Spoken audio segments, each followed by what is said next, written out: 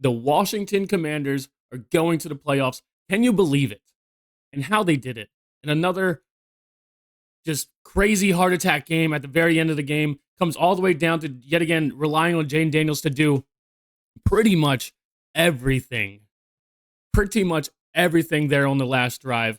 And everyone in the Redskins review Discord with me, the difference between last week and this week, not one person doubted this game when we were down at the very beginning. Not one person. Everybody knew, yep, we're in this and we're probably going to win. Jane Daniels is just that good.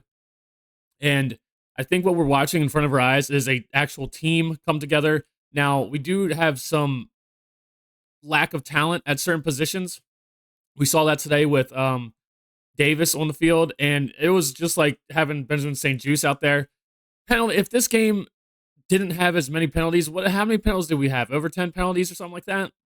Ridiculous, crazy amount of penalties. If this game didn't look like that, I don't think it's a heart attack at the end of the game. And Michael Penix Jr. looked ass in today's game. I'm not gonna lie. Now, any Falcons fan watching this, I don't think Penix is gonna look bad all the time. I just thought he looked ass today. He missed how many wide open receivers, and that's why we were saying, excuse me, in the Discord that we need to get a commanding lead before Michael Penix Jr. figures it out and starts hitting these open receivers. We didn't know he was just going to be missing the receivers all day long and like wide open guys. I mean, Kirk Cousins might have actually just torched us. But and the thing is, if you're not a Kirk enjoyer like myself, it's probably even more bittersweet for you to see him on the sideline and not even get to face us and lose to us or whatever, right? Like him not even being in the game might make you feel even better about it, seeing him stand there on the sidelines or whatever, instead of even being able to be out there to play. So enough about the Falcons though. They fucking suck. Actually, they don't suck. They're actually pretty good from what we've seen today. But man, I was about to say this is like the Zacchaeus like legacy game until the end there, where he had that drop that would have almost probably sealed the game there. Would have helped us seal the game. Um, but man, the man of the hour, Jane Daniels, does it again. Won the last drive in overtime. He just put the team on his back. He said, "I'm going to run it. I'm just going to run it." You know, and the difference in the game today was early on in the game, the Falcons had a run game. We did not. We didn't have any run game at all. Not any run game. And we're finally seeing what I was about to say earlier was we're finally seeing our team come together. Like we're seeing a team form because in this game, we were down, and then Jane Daniels goes down and we score a touchdown. And then the defense comes out and holds them to a 3-and-out and they shut the run game down. They know what the assignment is. And hopefully we're seeing this team finally like really come together and feed off of each other. Instead of early in the season, our offense was good. Then later in the season, our defense was the one that's good, and they're fighting back and forth. Now, hopefully, they're on a more level playing field, and they're playing together is what I'm hoping. And we kind of saw it in this game. At the end there, defense wasn't holding up too well, but the thing is, that's the end of the game, and we know that we are lacking on talent at some positions. Not having Lattimore in there clearly was a big deal, and they were targeting that. C-Rod, Rodriguez came in and had some good runs, man. Luke McCaffrey was in the game at the very end, didn't get the ball, was hoping that he has more chances, but today, Zacchaeus, and I wasn't a huge fan of Zacchaeus earlier in the season, but boy, has he come on in the last few weeks, man. Um, really cementing himself that, and we have to talk about it. Terry got shut down, dude. Did he have one catch? I'm not sure he had one catch today. He got shut down. And what we need is exactly what Zacchaeus did today. If he's getting double covered or shut down, we need another receiver to do something. That's what Zacchaeus did. And came at the right time. Sucks that at the end there that we have to like put an asterisk next to this performance for Zacchaeus where he had that drop that would have helped us seal the deal there and not made this such a crazy ending. And I'm not gonna lie to y'all, like when that field goal kicker kicked that kick and it looks dead even, I thought we lost, bro.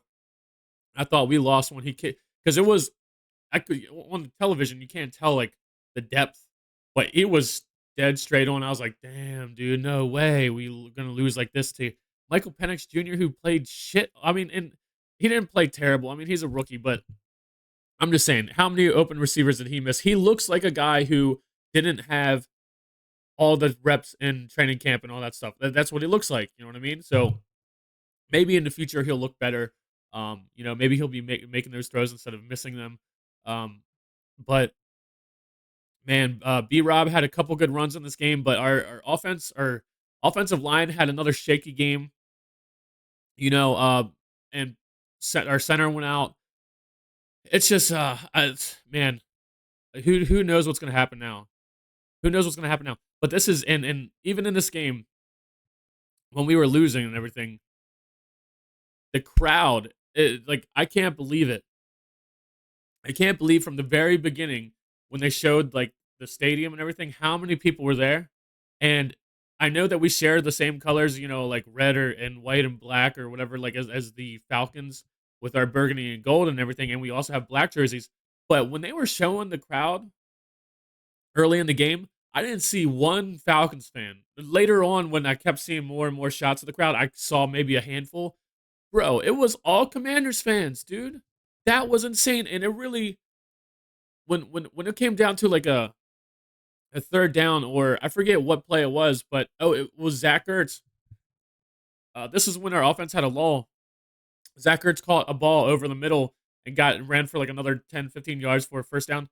Hearing the crowd light up like that, bro, like, that's such a good feeling as a fan that our fan base is finally out there, finally supporting, finally believes, finally has something to believe in. And man, just trying to think of what else, dude. Yet again, this is another game.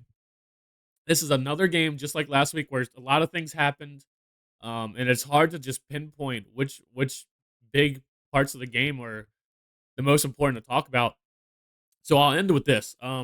If you follow this channel and you've seen all my videos or most of my videos this year, if you saw my first video from this year, from the loss to the Buccaneers, I came up here and I said, "Doesn't it suck to be a fan and not be able to be pleasantly surprised by the team?"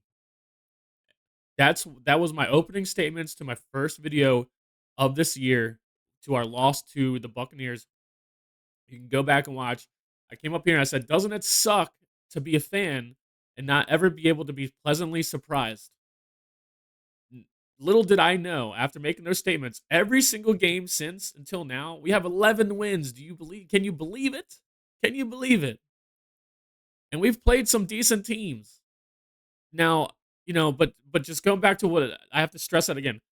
I said, doesn't it suck to not ever be pleasantly surprised? And then the rest of the entire year has been nothing but being pleasantly surprised by a new owner, a new GM, a new team, a new quarterback, new everything, new head coach. And it's just so crazy that was my opening statements this season, and then every single game since then, I've been pleasantly surprised. It's crazy. Um, but that's pretty much all I got for you guys, man. I mean, another roller coaster ride, and just the season has been so fun. Even though these games are heart attacks at the end, it's been a fun ride, man. You got to admit, dude. And now we're in the playoffs, man. Now we're in the playoffs. We gotta see if we can get our and I can just keep talking about this all day. But where's Jonathan Allen at, dude? He was in the game. It was a big deal that he came into the game. Where's he at? Where's his plays at? We got no pass rush all day. I can't end the game with, or I can't end the video without mentioning the lack of pass rush. Michael Penix, if he was under duress at all during this game, I think he looks real ass. But he had all day back there. He had all day back there to just sit there and pick and choose who he wants to throw the ball to. Compared to Jane Daniels having to literally just run. Our offensive line was so shaky in this game, and they've been shaky all year. But they tend to, I mean, for the people that we have, I mean, they're playing better than they should. Give them credit. But our offensive line was trash today. Their offensive line, they didn't. Michael Penix barely got touched, and he still looked ass. So that's all I got for you guys. Don't want to keep this much longer than 10 minutes. Let me know what you think about the game in the comments. Join the Discord. It's free. It's just a way app that you can talk and chat to other Redskins commanders, and we have a few fans of other teams in there. Uh, and there's gonna be a lot more updates and stuff coming. I'll talk about that in a later video, but I'll see you guys in the next one. Enjoy the win. We're going to the playoffs. Can you believe it? We have 11 wins. It just sounds crazy saying it, but I'll see you in the next one. Peace.